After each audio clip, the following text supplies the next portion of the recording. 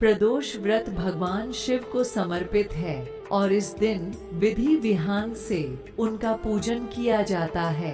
मान्यता है कि अगर आप भोलेनाथ प्रसन्न हो जाएं, तो अपने भक्तों की हर मनोकामना पूरी करते हैं। प्रदोष व्रत के दिन भगवान शिव का आशीर्वाद पाने के लिए व्रत उपवास भी किया जाता है। अगर आप भी प्रदोष व्रत कर रहे हैं तो इस दिन यह व्रत कथा जरूर पढ़ें, क्योंकि इसके बिना यह व्रत पूजा अधूरी मानी जाती है। शुक्र प्रदोष व्रत विधि। शुक्र प्रदोष व्रत के दिन व्रती को प्रातः काल उठकर नित्य क्रम से निवृत्त हो स्नान कर शिव जी का पूजन करना चाहिए। पूरे दिन मन ही मन AUM नम शिवाय का जप करें। पूरे दिन निराहार रहें। त्रयोदशी के दिन प्रदोष काल में यानी सूर्यास्त से 3 घड़ी पूर्व शिव जी का पूजन करना चाहिए। शुक्र प्रदोष व्रत की पूजा संध्या काल 4:30 बजे से लेकर संध्या 7 बजे के बीच की जाती है। संध्या काल में पुण्य स्नान कर स्वच्छ श्वेत वस्त्र धारण कर लें। पूजा स्थल अथवा पूजा गृह को शुद्ध कर लें।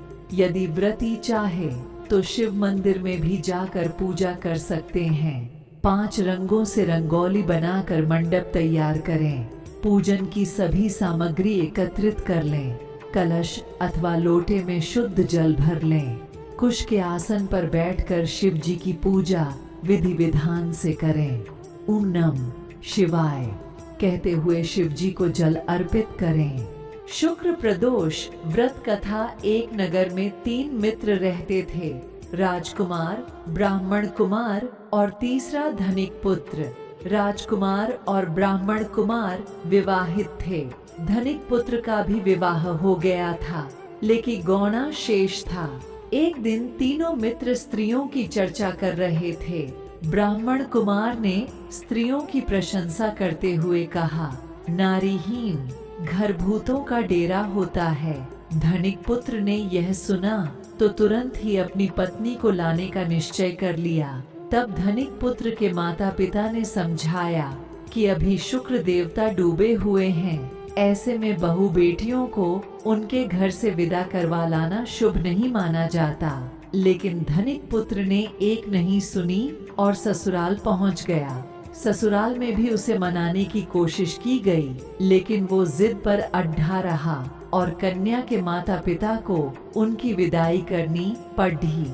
विदाई के बाद पति पत्नी शहर से निकले ही थे कि बैलगाड़ी का पहिया निकल गया और बैल की टांग टूट गई। दोनों को चोट लगी, लेकिन फिर भी वो चलते रहे।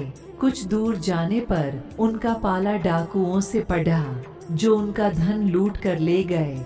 दोनों घर पहुँचे।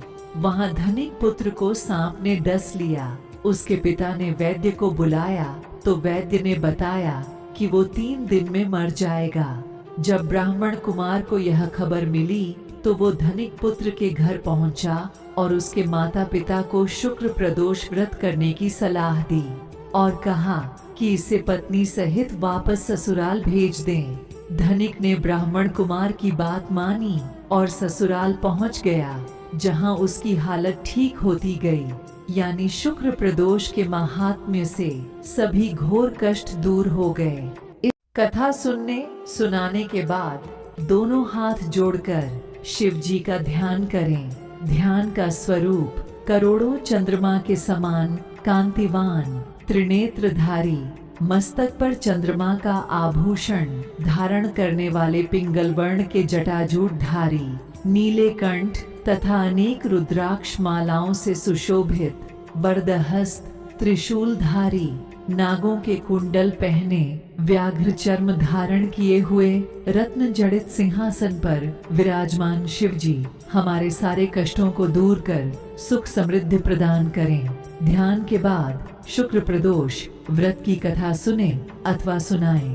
कथा समाप्ति के बाद हवन सामग्री मिलाकर 11 या 21 या 108 बार AUM ह्रीं क्लीं नम शिवाय स्वाहा मंत्र से आहुति दें। उसके बाद शिव जी की आरती करें। उपस्थित जनों को आरती दें। सभी को प्रसाद वितरित करें। उसके बाद भोजन करें। भोजन में केवल मीठी सामग्रियों का उपयोग करें। आपको आज की कथा और विधि की जानकारी कैसी लगी? आशा है पसंद आई होगी। तो हमारे प्रोत्साहन के लिए एक कमेंट, एक लाइक, एक सब्सक्राइब और एक शेयर अवश्य करें।